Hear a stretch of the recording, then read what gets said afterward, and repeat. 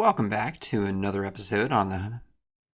Why do I always screw this up? Welcome back to another episode on the VanillaTyme server. It's me, Steph, and I'm here today because I just finished converting another villager house. So I think in this episode we are going to start work on the quarry. Now, that starts with here. So one of the things that I wanted to do was build up this little house here. I basically just took a copy of the freehand boulder we did over on this side and just made a couple of minor changes. I think actually what I'm going to do though is I might shift the entrance to here. So I'm not sure if I want maybe two entrances. That might be a little bit too much. I think just the one is fine. So what we can do is close this up. I mean, I'm probably going to have to expand this out a little bit like I did with the other one. But if we just pop this here like that, it's just a closed thing now, right? Yeah. So now that we've closed that, we open up the side and then we can just put the door in on this side and just like that. Got ourselves a different exit. So I think that'll work a little bit better. I really need to clean up this area a little bit. So let's maybe do that. But we do that, we pull this down. What I've been doing with the elevation recently is whenever there's an elevation change, I'll come in and add some oak slabs. So we can run around over here. I wish I could do something with these stairs, but I like the slabs better. I just find it leads to a more natural elevation change. Like over here, for example, I've come and added in a nice little gradient, right? Like the half slabs just make it feel nice and evenly sloped. And yeah, I also moved the cactus over here. Then we can bring that down. We bring the coarse dirt down with it. We come down another level here. And then we just loop the path around into here. Now, one thing that I'm not really sure what I want to do quite yet is I haven't figured out how I'm going to connect the top level to the bottom level. I need some kind of like a staircase or something, I think. I need to go look up some reference videos and see just exactly how the quarry looks, because I know it's a lot flatter in the Flintstones show. So they sort of just like walk in through an entranceway, whereas this has very clearly been like mined down.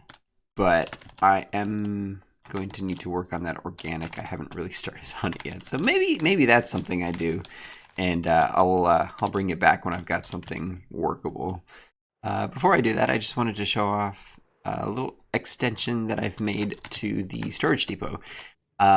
It's not super pretty, and I might play with the shape later. It sort of looks like a swan hanging off the back, or like a car tail.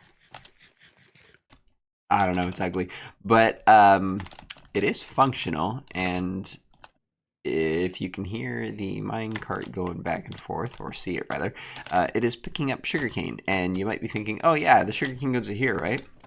No, it doesn't. If I turn off that lever, it'll unlock the hopper and sugarcane will start going in there. But for now, I've actually made... Oh yeah, I did a little thing over there too. Come around into my office. One of my barrels is now sugarcane. So I can actually just AFK here and it'll just passively produce sugarcane for me, which is kind of nice. I also built this. You press the button, and rockets pop out. Alrighty, so yeah, let me see what I can do about that organic, and I will bring you back when I've got something workable. So I've gone ahead and flattened out the area here as I did the dimensions for our build, and yeah, he just needed to be raised up just a little bit. I was able to get some wool from the farm and the red dye from the iron farm, so we got all of our red wool there. We had to buy some terracotta from the shopping district, as well as a little bit of cherry wood, because we had absolutely none and no saplings. But other than that, we were able to get everything directly from the base, and I think we're ready to go. So let's jump into it.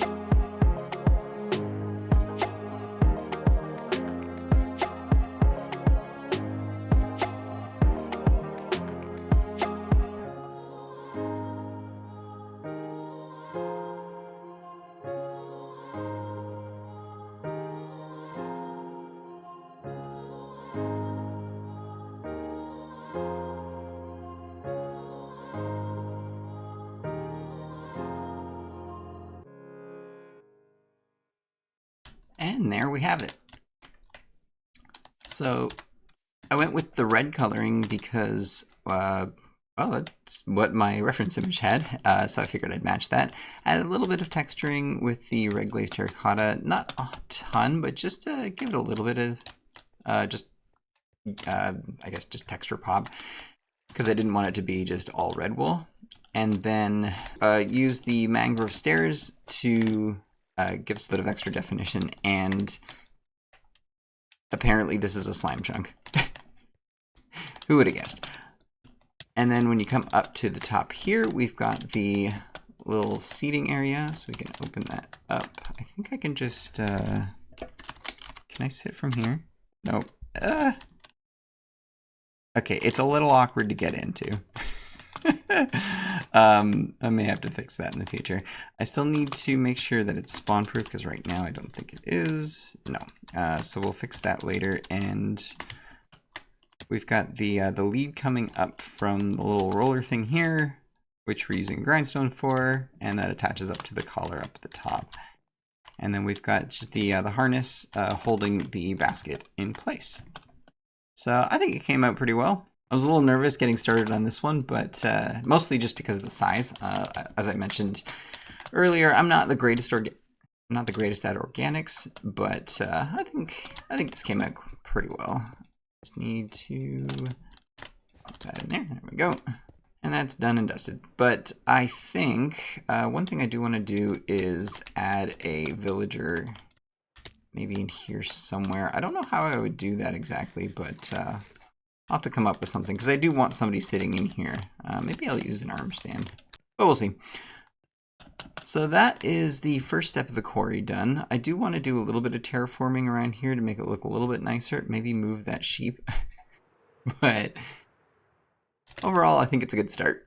And you can just see his head just kind of popping up from underneath as he's moving rocks from the bottom of the quarry out. So maybe we'll do a rock pile over here or something, maybe around here. As we can see, as they're moving the minerals and other precious resources out from the dig site. I also started selling gold blocks. I think I mentioned in the last episode that I was thinking about selling them, and yeah, it's been like 2 days and I've almost sold out already. So I think the prices are pretty good for now. We're doing 8 blocks for a diamond, which I think is okay. And I've got plenty of stock because I have been AFKing at the farm. I made a couple more changes to that sorting system, by the way. It was still backing up. But since my last changes, I think they're doing okay now. So I'm just collecting a little bit of glass right now, as the nether tunnels currently are looking for materials, or rather the mods are currently looking for materials to build the nether tunnels. Yeah, that's it. And thanks to Harding's, oh, where'd it go? I put it away somewhere. But thanks to Harding's Guardian Farm, we actually have a lot of black ink, which is fortunate because we need black stained glass for the tunnel designs. Now, just to be clear, this isn't the this isn't my tunnel. This is the actual Nether Hub cardinal tunnels. So we've got a ton of ink sacks here, and I've just been converting glass. Thankfully, it's 8-to-1, and yeah, just figured that Harding and I could help out a little bit. So he's providing the ink, I'm providing the glass, and between the two of us, I think we can get the East Wing's black glass sorted. So I'll just keep doing that. Not super interesting, but hey, sometimes the boring stuff needs to get done. And I like helping. So we were able to get the rest of the glass that we needed. Turns out we provided all the black glass for East Wing, so you're welcome. Big thanks to Harding again for the black dye for that. It says 82 stacks. I checked the site, which I can actually show you. Yeah, so we have a wonderful little thing here that shows you how much you need. Just a little Google Docs here that shows you how much we're looking for and who's providing it, whatnot. So we actually need 81 stacks plus 16. So that's what I've done here. So we've got 81 and 16. So yeah, and turns out that actually finishes the Nether Hub material gathering for all 4 wings. Apparently East Wing was lagging behind. So we had a competition, which we do every map, to see whose Nether tunnel design for the main hub gets to be built for the tunnel portions. And Retro Splats was the winner of the tunnel design. If I remember, I'll put a screenshot up here. So that's what that looks like. And now that we have material collection done, the next step will be for the community to start building it. So what they'll do is create a schematic of the build, and we'll be able to, anybody who has Lightmatica, which I do, will be able to download the schematic and put it up on the in the Nether and start building. So there's going to be a lot of work underway. Anybody who is on the server is welcome and encouraged to help.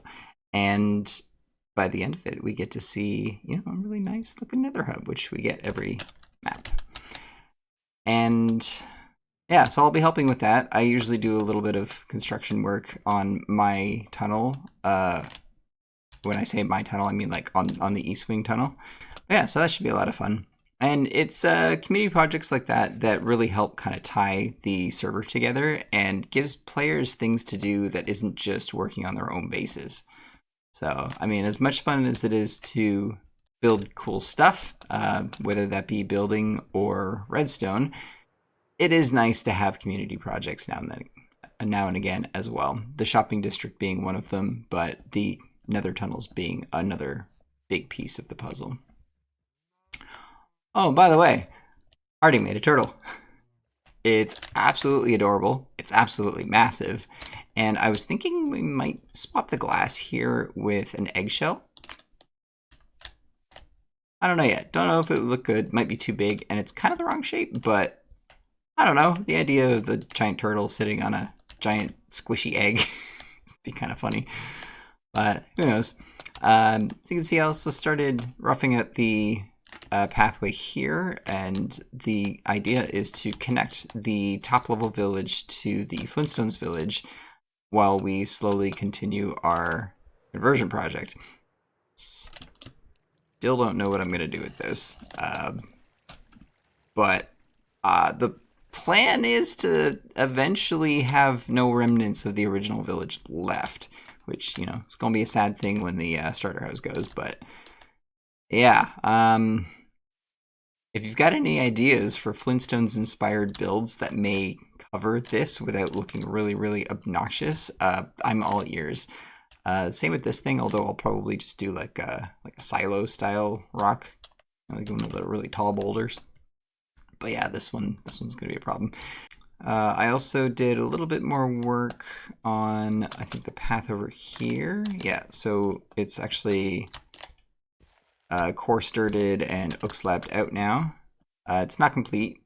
I have a little bit left to go. I ran out of core sturd again. I gotta make some more. But it's starting to shape up a little bit. And if we fly up really high, you can see that we're just starting to really connect everything all together. Oh, and I made another tree. But I think that's gonna do it for this episode. Feel free to like the video, subscribe if you're new, maybe leave a comment, and I will see you next time. Take care.